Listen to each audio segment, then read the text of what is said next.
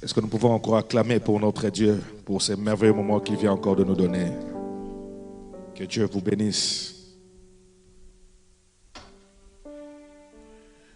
Aujourd'hui, j'ai choisi un livre très simple que nous allons partager avec vous.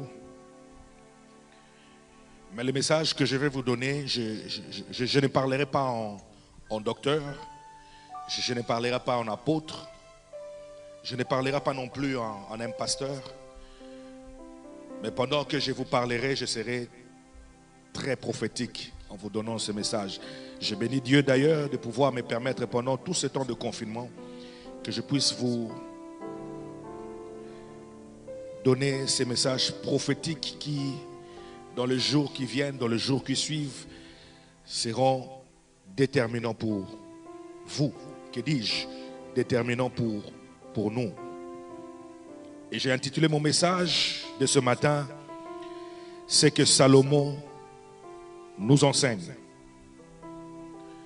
C'est que Salomon nous enseigne. Je l'ai tiré dans le livre de 1 Roi 3, versets 3 à 5. 1 Roi 3, versets 3 à 5. 1 Roi 3, versets 3 à 5. 1 Roi 3, 3 à 5. Mon intitulé de ce matin, c'est que Salomon nous enseigne. J'aimerais lire cette merveilleuse écriture. Salomon aimait l'Éternel et suivait les coutumes de David son père. Seulement c'était sur le haut lieu qu'il offrait des sacrifices et des parfums. Le roi s'est rendu à Gabaon pour y sacrifier, car c'était le principal des hauts lieux. Salomon offrit 1000 holocaustes sur l'autel. À Gabaon, l'Éternel apparut en songe à Salomon pendant la nuit. Et Dieu lui dit, demande ce que tu veux que je te donne. Amen. Demande ce que tu veux que je te donne. Ça, c'est la question que Dieu a posée à Salomon. Je vous ai dit tout à l'heure que je me voulais vraiment être ce matin prophétique. Vous parlez des choses qui pourront certainement venir. Je ne sais pas si ça sera dans le jour proche, ça sera dans le jour lointain. Bien-aimés dans le Seigneur, je voudrais par la grâce de Dieu que nous puissions comprendre ce que Dieu veut réellement de nous tout au long de cette dernière phase qu'il est en train de nous préparer. Ésaïe dit ceci, si vous étiez attentifs à mes paroles, si vous êtes dociles à mes instructions, votre bonheur coulerait comme l'eau des ruisseaux. Je suis venu parler à quelqu'un encore une fois de plus ce matin qui a une volonté parfaite de Dieu, que nous puissions obéir à cela et bien entendu la suivre. Écoutez ce que la parole de Dieu dit ceci. Salomon aimait Dieu de tout son cœur. J'aime la suite. Il suivait les coutumes de son père David. Pour bien comprendre cette portée de phrases, j'aimerais d'abord que nous puissions parler de la vie de cet homme, Salomon. Du 2e chapitre du livre de Rois que nous avons lu jusqu'au 3e chapitre, vous verrez un père au soir de sa vie en train de laisser certaines paroles importantes à son fils. Salomon, Église de Dieu, n'était pas le seul enfant unique, permettez-moi la tautologie, de David. Il n'était pas non plus le premier, ou encore moins le dernier de David. Il était parmi les fils de Dieu. Et laissez-moi vous dire que David, son père, avait plusieurs femmes. Et parmi entre elles, il y avait une que David a arrachée entre les mains d'un de ses généraux. Et il n'est pas seulement allé loin de l'arracher, mais il a tué cet homme. Et le fruit entre David et cette femme, c'est de cette union qu'est sorti Salomon. Je suis venu dire à quelqu'un qu'à la lumière de la parole de Dieu, lorsque nous analysons la parole, lorsque nous voulons comprendre la volonté parfaite de Dieu, je ne pense pas que cette union est une union propre. J'ai parié que lorsque les gens verront ce mariage, les autres femmes, bien sûr, ils diront, nous, nous a épousés. Peut-être qu'avec la volonté de Dieu, mais pas toi. Parce que de ton mariage est sorti l'adultère et aussi le meurtre. De ton mariage, le fruit même de tes entrailles est sale. Parce qu'il y a l'adultère, il y a aussi le meurtre. Et de cette union est sorti Salomon. Église de Dieu, l'on nous a toujours dit que Dieu est saint. Dieu n'aime pas la saleté. C'est vrai que Dieu est saint, il n'aime pas la saleté. Mais j'aimerais vous dire une chose, que ce que nous condamnons, peut-être que Dieu ne le condamne pas. Salomon est sorti d'une union sale. Salomon est sorti d'une union où il y a l'adultère et le meurtre. Je parie que si Uri était là, peut-être que le fils d'Uri serait peut-être Salomon. Mais de là est sorti un garçon. Et Dieu a dit, c'est lui qui te remplacera, David. On a tous l'habitude de condamner. Mais ce que nous condamnons, ce n'est pas ce que Dieu condamne. Notre façon de voir les choses n'est pas la façon de voir les choses comme Dieu le fait. C'est pourquoi j'ai toujours dit aux gens, soyons humbles. Soyons humbles. Ce que nous pensons, ce n'est pas fortement la même manière que Dieu pense. J'oublierai jamais lui. Alors qu'un homme, après avoir fait l'aumône, après avoir prié, un ange lui est apparu. L'ange lui dit, envoie tes agents, appelez mon serviteur Pierre. Ces agents vont, ils arrivent chez Pierre. Pendant qu'ils avançaient, j'aime la parole de Dieu, la Bible dit, Pierre a eu une vision. Et la vision, non, il voit une nappe avec des insectes impurs. J'aime la parole de Dieu. La Bible dit, c'est Dieu lui-même, ce n'est pas l'ange. Dieu lui dit, Pierre, mange. Pierre dit non à Dieu. Parce que la loi condamnait ces choses. Pierre n'avait pas tort. Parce que c'était la loi de Moïse. C'est Dieu qui a donné cette loi. La Bible n'a pas parlé de l'ange. La Bible a dit, c'est Dieu lui-même qui a dit à Pierre, Pierre, mange. Pierre a dit non. À 3 reprises, Pierre s'est opposé à Dieu. Pierre avait raison. Il savait. C'est pourquoi je dis à la lumière de la parole. Personne ne pouvait imaginer que de cette union, un roi sortira. Absalom était là. D'autres fils de David étaient là. Pourquoi Dieu a choisi seulement dans cette union sale un roi qui succédera à David? Pierre mange. Dieu, je ne mange pas parce que la loi de Moïse nous interdit cela. Combien de fois dans notre vie on a vu une vie au lieu de sauver la vie, mais parce que la Bible nous interdit de le faire. Cette femme est venue, on a dit, on l'accuse de l'adultère. Tout le monde voulait jeter la pierre sur elle. La loi condamnait la femme. Mais la grâce est arrivée pour dire, si celui qui a déjà commis un péché, jamais commis un péché dans sa vie, qui jette une pierre sur cette femme. Personne ne l'a fait. Les scribes, les pharisiens condamnaient la femme. Mais il n'y avait qu'une seule personne que j'appelle la grâce qui est venue pour dire à cette femme, moi aussi je ne te condamne pas. Va et ne pêche plus. Où sont ces gens-là à l'église qui verront une personne venir pécher sale pour lui dire moi aussi je ne te condamne pas. Va, mais ne pêche plus. Combien de fois dans notre vie nous voyons des choses, au lieu de les garder pour nous, mais nous nous mettons à les publier. Combien de fois nous-mêmes nous avons fait tomber des géants de l'église? Combien de fois?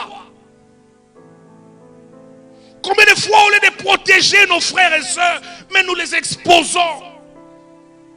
Combien de fois?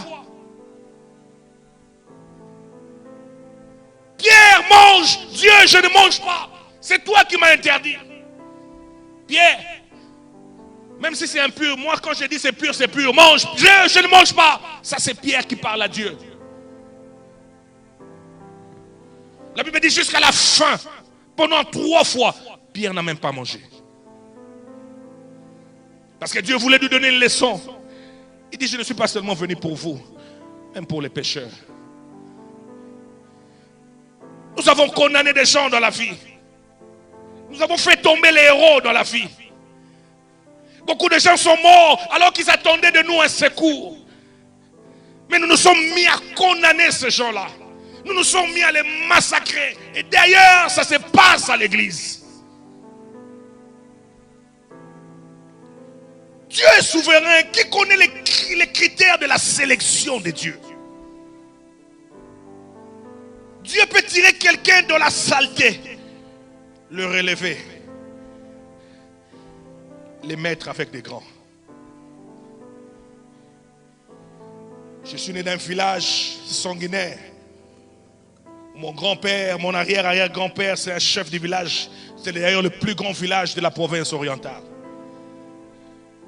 C'est de là où non, je suis sorti. Mon arrière-arrière-grand-père, c'était un sanguinaire, il venait de l'Est. Lui, quand il venait dans une région, il massacrait tout le monde. Et je suis sorti de cette lignée. Dans notre village, il n'y a pas d'église. La plupart de mes tantes, ce sont des deuxièmes femmes. Parce que mon grand-père avait institué une loi, pas d'église ici.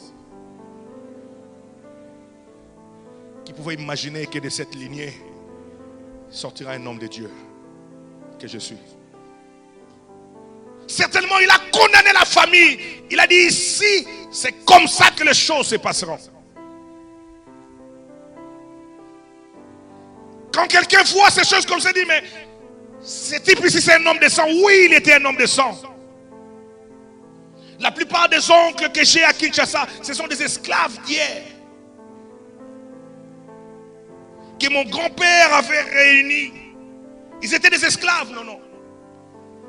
Je suis d'une famille royale, issu d'une famille royale. Une famille sanguinaire. On ne croit pas en Dieu. Qui pouvait imaginer un jour que de cette lignée sortira un homme de Dieu. Église de Dieu, laissez-moi vous dire que l'intimité de Dieu ne dépend pas par le nombre d'heures de prière. L'intimité de Dieu ne dépend pas par la filiation que tu as avec ta famille ou ton frère. Un homme intime de Dieu, c'est celui qui a un cœur tourné vers Dieu. C'est celui qui aime Dieu. C'est celui-là que Dieu tire et les fait asseoir avec les grands. Salomon a compris ces choses. Salomon a dit, je suis venu d'une union sale. Et je ne sais pas par miracle que Dieu m'a choisi comme roi. Je dois m'attacher à cet homme. Parce que c'est lui qui m'a choisi. Il pouvait bien choisir Absalom. Il pouvait bien choisir d'autres frères. Parce que je n'étais pas le seul. Pourquoi seulement moi? Je dois m'attacher à cet homme. La Bible dit Salomon s'est attaché à lui. Église de Dieu, mon problème, ce n'est pas seulement d'aimer Dieu. Comme la Bible le dit, Salomon aimait Dieu de tout son cœur. Ce qui est important, ce n'est pas seulement d'aimer. Mais ce qui est important, ce sont des actes d'amour. Beaucoup de gens disent qu'ils aiment Dieu. Mais ils ne posent pas des actes. C'est pourquoi j'ai toujours dit qu'on ne blague pas avec Dieu. Tu ne peux pas jouer avec Dieu. Dieu voit le cœur. Tu peux mentir les hommes. Aujourd'hui, tu viens dire que je suis un homme de prière, j'aime Dieu. Mais quand Dieu sent ton cœur, il voit les motivations. Il comprend que tu n'es pas de mien. Beaucoup de gens viennent à l'église comme ça, mais avec une double face. Beaucoup de gens crient, prient, chantent. Mais lorsque vous regardez leur cœur, vous comprenez que celui-ci, il n'est pas de Dieu. Salomon aimait Dieu de tout son cœur. Salomon faisait des choses en complicité avec Dieu. Salomon, il l'aimait, mais il posait aussi d'actions d'amour. La Bible dit, il offrait 1000 holocaustes à Dieu. Ce que je n'ai pas compris, Papa Guy, alors que Dieu l'a choisi, mais Dieu n'a jamais parlé à Salomon. Il y a des moments où dans la vie, rencontrer Dieu, ce n'est pas seulement dans la prière, mais dans des actions. Dieu l'a choisi, tu seras roi. Et son père est venu lui dire, tu seras roi. Et Dieu jamais apparu devant Salomon. Salomon a compris que je ne chercherai pas Dieu dans la prière. Il a compris que ce n'est pas dans le jeûne. Mais il y a encore une autre dimension pour rencontrer Dieu. La Bible dit, il suivait les coutumes de son père, David. Pas seulement une seule coutume, mais les coutumes. J'ai énuméré plusieurs, mais je crois qu'aujourd'hui je vous en parlerai seulement d'une. La coutume, c'est un ensemble des habitudes relativement long jusqu'à ce qu'il puisse atteindre une force d'une réglementation. C'est ça la coutume, c'est un ensemble des habitudes. Donc vous avez eu à poser des actes habituellement. À un certain moment, vous vous êtes arrêté pour dire non. Est-ce que nous ne pouvons pas prendre ces habitudes-là, les mettre sous forme d'une loi ou d'une réglementation? Les habitudes sont partout. Quand vous allez à la présidence, vous verrez les habitudes présidentielles. Lorsque vous allez au Parlement, vous verrez les habitudes parlementaires. Lorsque vous allez même à l'église, il y a des habitudes à l'église. Lorsqu'on parle des mon aîné spirituel, les termes aînés spirituels ne se trouvent pas dans la Bible, ils n'existent pas. Mais c'est une habitude de l'église. Qu'on s'est dit, celui qui a reçu Christ comme Seigneur Sauveur, le premier, c'est lui-là ton aîné spirituel. Mais la Bible n'en parle pas. Ça, ce sont des habitudes des églises que nous avons adoptées. Même lorsque nous venons devant un stop sign, pour que cela soit réglementé, il y a eu plusieurs habitudes comme ça que le gouvernement américain a dit. Maintenant là, il faut que nous puissions mettre une loi. Quand quelqu'un vient et ne stoppe pas, on lui donne un ticket. Et c'est ce qui se passe dans notre vie. Il y a des moments de la vie où nous pleurons. Tu es en train de pleurer, Seigneur. Ça ne marche pas dans ma vie. Observez bien. Peut-être que tu n'as pas respecté une coutume et que Dieu t'a donné un ticket. Tu n'as même pas besoin d'aller prier et supplier Dieu. Tu as besoin, tu dois seulement obéir et respecter la coutume de Dieu. Écoutez ce que la première coutume que j'ai eu à énumérer. La Bible dit, il obéissait aux coutumes de son père. J'en ai énuméré une. David avait un cœur repentant. Et Salomon a vu son père avec ce cœur repentant. Ce cœur-là que beaucoup de rois n'avaient pas. Champagne, écoutez-moi. Si nous devons tous avoir ce cœur, cette ville sera sauvée.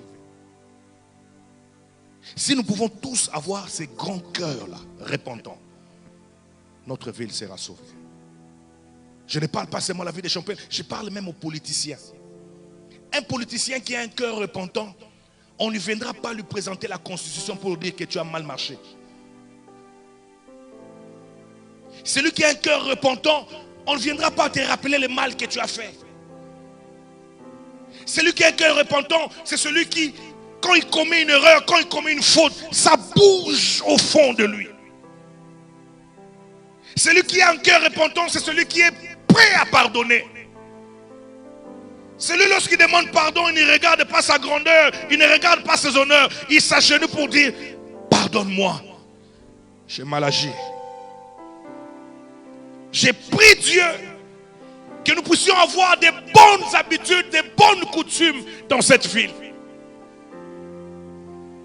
Tous ces grands dans la Bible avaient chacun des coutumes qu'ils respectaient. Et Dieu agissait en fonction de ces coutumes-là. Dans 2 Samuel 24:10, la Bible est en train de nous parler de cette histoire. Alors que David a commis un mal, Dieu lui a dit, choisis parmi ces 3 fléaux. Écoutez ce que la parole de Dieu dit. Quand David a entendu cela, son cœur était en train d'être tourmenté. David s'est agenouillé et dit, j'ai commis un mal contre mon Dieu. Où sont ces gens-là qu'on ne leur rappelle même pas du mal, mais eux-mêmes sont conscients du mal qu'ils ont commis? Ebenezer Church, nous allons réussir dans notre église si nous tous nous avons un cœur repentant.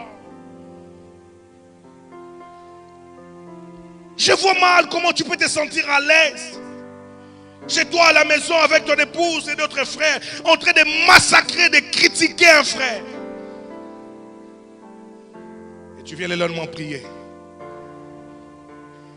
Comment tu peux avoir un cœur à l'aise quand tu as des projets pour détruire le travail de l'autre? Comment tu peux avoir un cœur à l'aise quand tu cherches seulement ton bonheur, non pas le bonheur des autres? Comment tu peux être à l'aise lorsque tu es en train de vivre en communauté, mais tu ne veux pas être en contact avec les autres?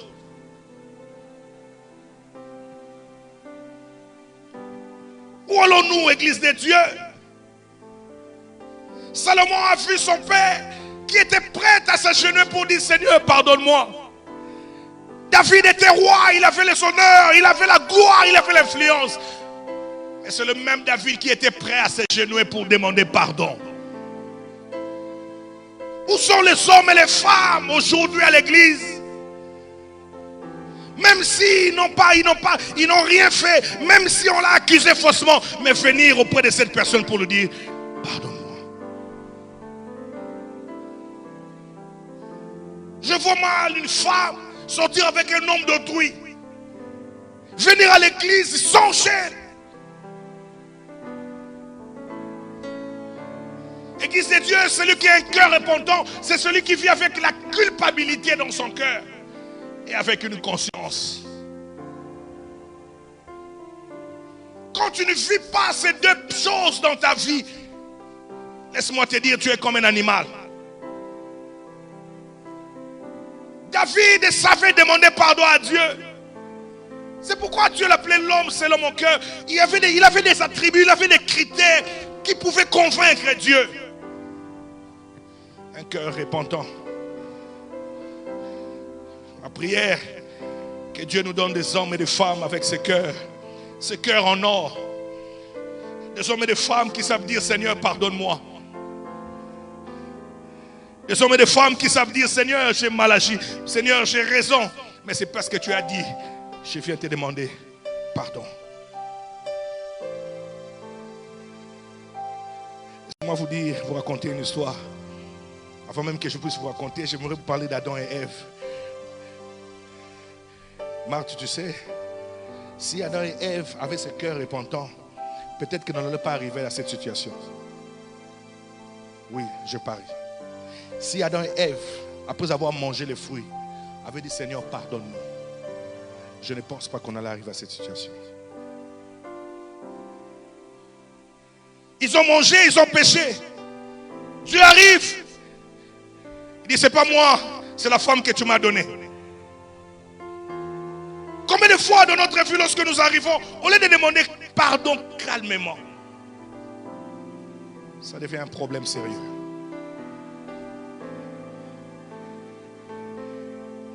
Non, il y a cela 6 ans passés.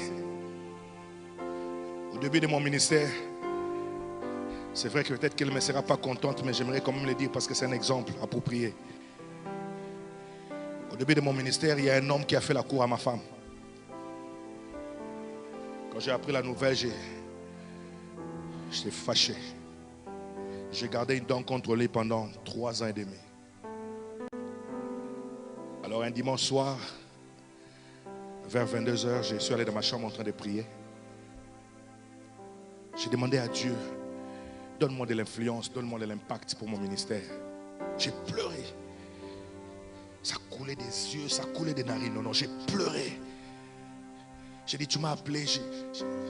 À Kinshasa, je ne t'ai même pas servi. Je ne connaissais même pas. Mais regarde ce que les gens me parlent de moi. J'ai en prié, Seigneur. J'ai prié en suppliant Dieu. Je l'ai entendu clairement dans mes oreilles. Tu veux que j'ouvre ton ministère? Tu dois pardonner un homme que tu as gardé dans ton cœur. Seigneur, c'est qui cet homme? Et Dieu me donne le nom de cet homme. Non, j'ai commencé à discuter avec Dieu dans la prière. J'ai expliqué même Dieu pour lui dire, et si ma femme acceptait, quel allait être le sort de mes enfants et de moi-même? Dans ce pays étranger, je n'ai pas une famille. Mes enfants, qu'est-ce qu'ils allaient devenir? Et tu me demandes de pardonner cette personne, c'est lui qui m'a fait du mal. Papa Guy, Dieu m'a dit, j'ai déjà dit, je ne me répéterai plus. Vous sentez à un certain moment, je ne sais pas si vous êtes arrivé, mais moi ça m'arrive souvent. Quand Dieu t'a déjà parlé, mais tu sais ce qui te parle encore, tu sens comme s'il y a un béton sur toi. J'ai commencé à prier, mais je sentais qu'il n'y avait personne. Je ne sentais pas en moi les anges spirituels. Je me suis dit,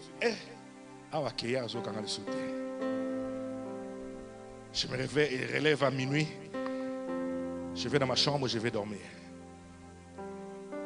J'ai oublié le matin. J'ai oublié. Vers 12h, mon bien-aimé Jean Boudimbo, tu le connais. Il m'appelle de Boston. Pasteur, comment ça va? J'ai dit, je vais bien. Oh, je viens de l'église, nous avons un culte là. Ah, bon, ça s'est bien passé, oui, ça s'est bien passé. Je lui pose la question, on a prêché sur quoi? Il dit, pasteur, on a prêché sur le pardon. C'était vers 12h. Papa dit, je suis resté silencieux pendant quelques secondes. Il a même commencé à insister. Allô, pasteur, papa. J'ai dit, je t'écoute. Est-ce que tu me permets de te rappeler? Je dois faire un devoir que j'avais oublié. J'ai commencé à chercher le numéro de ce monsieur. J'ai cherché les numéros au téléphone. J'ai appelé des gens. Est-ce que tu as le numéro de X? Non. Est-ce que tu as le numéro? Et finalement, il y a une dame qui m'a donné son numéro. Vous savez, à un certain moment, je prends mon téléphone, j'ai composé les numéros. Maintenant, il fallait appuyer sur Yes. J'ai commencé à trembler. Papa Guy, il y a eu beaucoup d'hésitations dans ma vie. J'ai tremblé à un certain moment, j'ai lancé l'appel. Vous savez, quand Dieu te parle, il prépare même l'homme. Pour que tu puisses pas dire, je l'ai appelé, il n'a pas répondu. Je ne rappelle plus. Mais quand j'ai lancé l'appel, quelques secondes plus tard, on décroche. J'ai senti la paralysie dans ma mâchoire. Pour ouvrir la bouche et parler. J'ai dit, frère, c'est moi César. Je voulais seulement te dire, dans tout ce qui s'était passé, pardonne-moi. Nous sommes des enfants de Dieu. On doit se pardonner.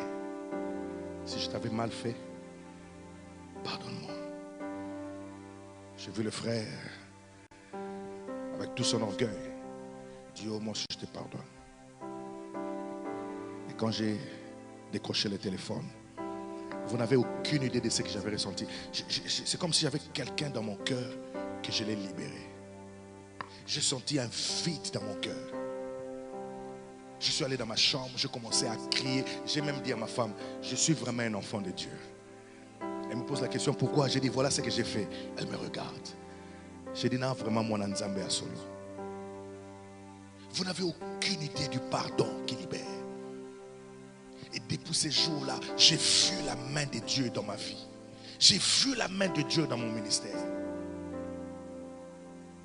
Église de Dieu, ce que je vous dis est vrai. Le pardon, ce n'est pas quelque chose pour les autres. Le pardon, c'est quelque chose d'abord pour nous-mêmes. Quand tu libères la personne, tu le pardonnes, tu vis de mieux en mieux. Et Dieu te pousse d'aller de l'avant. Le domaine du pardon, c'est un domaine réservé pour le fort. Celui qui sait pardonner, c'est celui qui est fort. Mais le faible ne pardonne pas. Quand tu libères quelqu'un de ton cœur, quand tu le pardonnes, tu ne travailles pas d'abord pour lui, mais tu travailles d'abord pour toi-même. Aujourd'hui, j'ai toujours été prompt à pardonner, même lorsqu'on me fait du mal. Vous ne pouvez pas imaginer un de mes fils. Je lui ai parlé sur un sujet. Je croyais les convaincre. Mais non, lorsque je suis allé dans son statut, il a commencé à m'insulter. J'ai lu les statuts, j'avais les larmes qui coulaient. Et Dieu m'a dit, ça c'est ta force. Tu dois te tenir sur ces principes, sur cette coutume, pour te rendre fort. Mais c'est le même fils, quand je le vois, je l'embrasse. J'ai dit à Dieu, je les pardonne. Parce qu'il sait pas ce qu'il est en train de faire. Église de Dieu, si nous voulons aller loin avec Dieu, ayons un cœur repentant. Ayons un cœur qui doit être prompt à pardonner, même si tu as raison. Notre vie, si elle doit aller de l'avant, c'est ce cœur qu'elle doit se revêtir. Celui qui a un cœur répandant n'a pas besoin qu'on lui rappelle le péché qu'il a commis. C'est celui qui vient, ferme sa chambre, il s'agenouille pour dire, Seigneur, pardonne-moi. Nous avons tellement été mal enseignés, à telle enseigne que même lorsqu'on demande à quelqu'un de demander pardon à Dieu, vous verrez même dans l'assemblée, les voix diminuent. Mais si nous disons, attaquons le diable, vous allez voir comment les voix vont monter. Parce que nous avons tellement été mal enseignés. Peu à l'église ont un cœur repentant. Peu, je dis bien peu, ont un cœur repentant. Pourquoi? Parce que nous avons été très mal enseignés.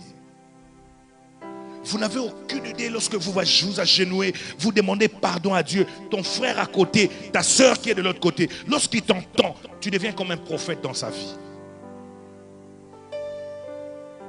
Mais regardez l'assemblée lorsqu'on demande pardon à Dieu. Chacun garde son calme, il ne dit rien. C'est gêne. David avait ce cœur. Quand Nathan lui disait, dit, j'ai péché contre Dieu, qu'il me pardonne. J'ai mal agi. Si nous voulons aller loin avec Dieu, ayons son cœur repentant. Le pardon, je le répète, c'est pour des hommes forts. Et le faible, c'est celui qui ne sait pas pardonner. Que mon Dieu vous bénisse.